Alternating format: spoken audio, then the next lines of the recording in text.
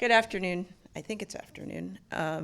Before I answer President Tienda's question, I have to take a moment to thank the Academy for this honor. Seriously, never in my entire career could I imagine being called a real social scientist. I'm a real girl, let alone one who could be in the company of colleagues such as John Laub, my dear friend Jennifer Richardson, and Joan Petticilia. So I am truly grateful.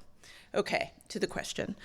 How one thinks about the American experiment and whether it's in decline depends on how one defines the term in the first place. So I may play many roles on television, but at heart, I am trained as a lawyer.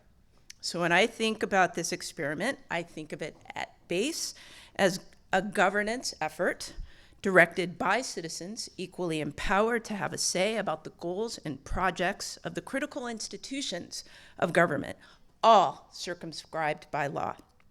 Such an effort requires citizenship to be equally distributed without regard to wealth, gender, and race.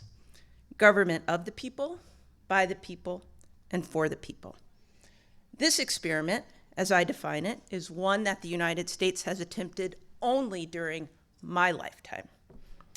My great-grandmother, my grandmother, and my mother all were born in Selma, Alabama. When my mother was born in 1945, Jim Crow was still in full force.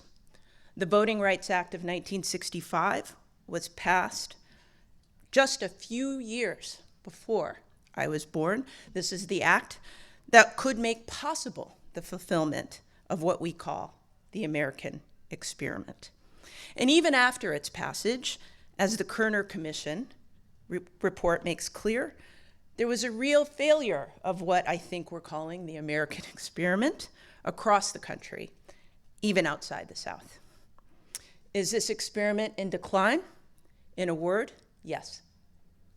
I think the curtailment of the Voting Rights Act and other assaults on individual rights by the Supreme Court make that clear.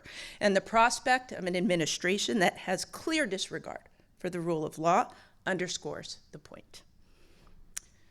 Sure, we may have made progress in my primary area of expertise, policing, but I worry about the prospects for a fundamental building block of citizenship, schooling. The bottom line is that these institutions, policing and schooling, create citizens, and we've lost our way in attending to this critical project.